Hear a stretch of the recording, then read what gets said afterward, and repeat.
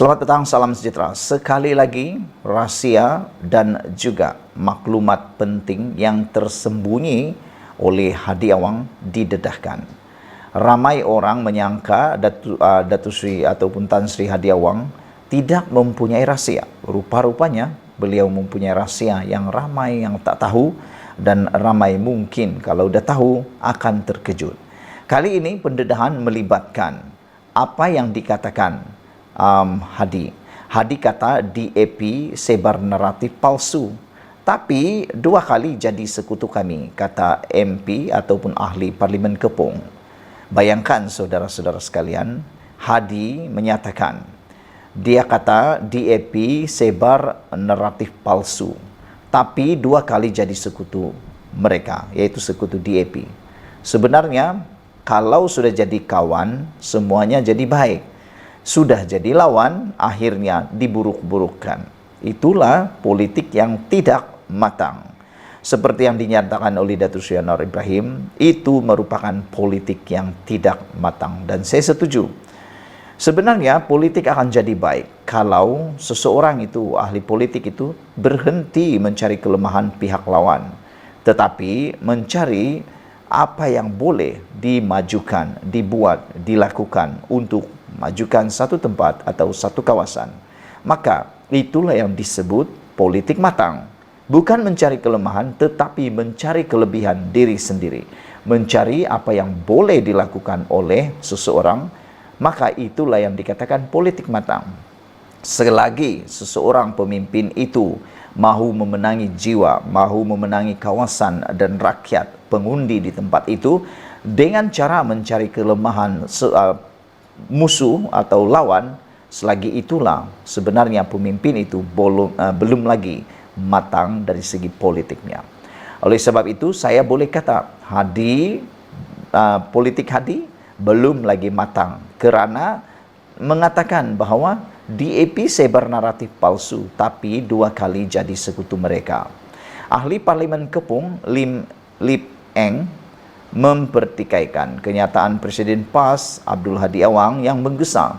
Orang bukan Melayu di negara ini supaya tidak terpengaruh atau terpedaya dengan naratif palsu DAP.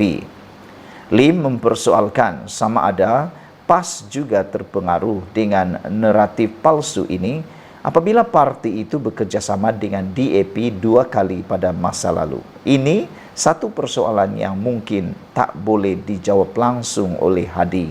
Apabila DAP ataupun pemimpin DAP ini menyatakan, kalau betul DAP menyebar naratif palsu, bermaksud PAS juga terpengaruh sebanyak dua kali oleh naratif palsu yang dibawa oleh parti DAP itu, sewaktu PAS bekerjasama dengan DAP dua kali sebelum ini. Hadi harus memberikan jawapan jujur kepada kita, kerana sejarah seolah-olah memberitahu kita bahawa PAS menumpang parti politik lain untuk mencapai agenda politiknya sendiri, dan dia juga harus menjawab kita sama ada PAS turut terpengaruh dengan apa yang dikatakan naratif palsu ketika dua kali bekerjasama dengan DAP, kata Lim dalam satu kenyataan hari ini. Lim turut menyorot sejarah PAS bekerjasama dengan parti lain yang menurutnya untuk kepentingan sendiri sebelum meminggirkan sekutu mereka. Pemimpin DAP itu berkata bahawa PAS adalah sebahagian daripada barisan alternatif yang ditubuhkan pada tahun 1999 sebagai barisan pembangkang menentang Barisan Nasional bersama-sama dengan DAP dan PKR.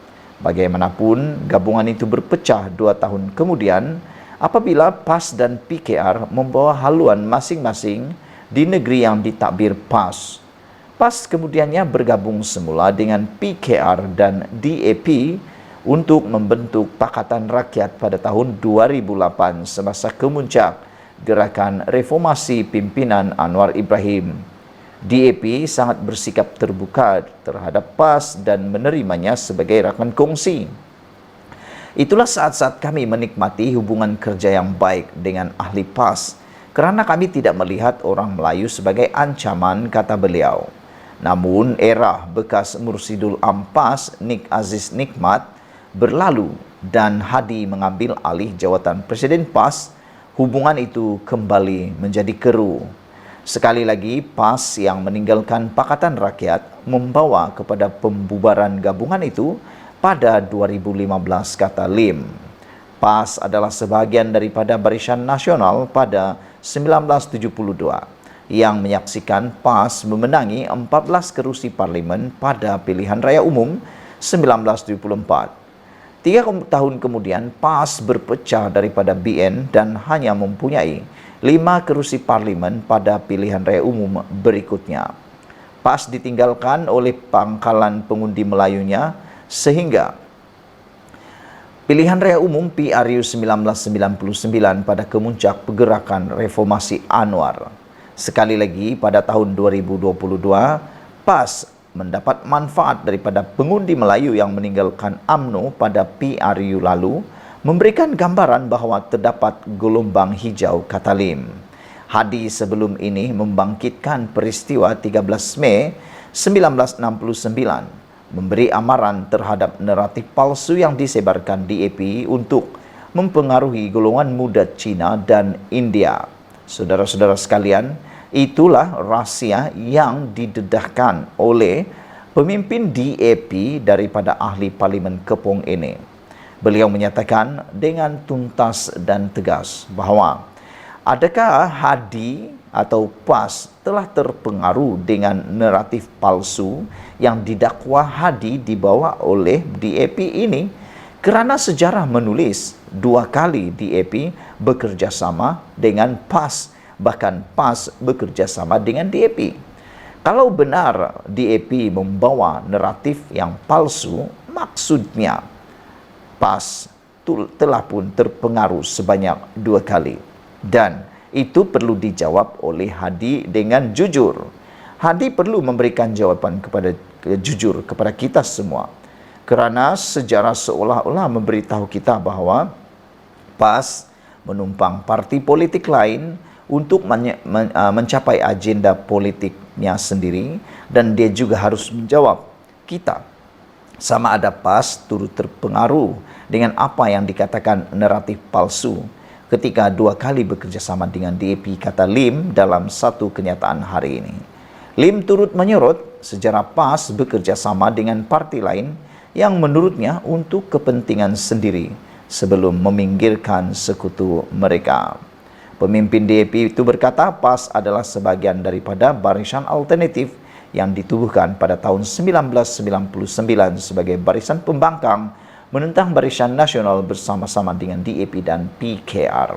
Sekian dulu, jangan lupa tinggalkan komen anda, share video ini, dan apa komen anda tentang pendirian DAP ini dan juga pemimpin DAP ini dan juga kata-kata Hadi awam. Kita jumpa lagi, bye-bye.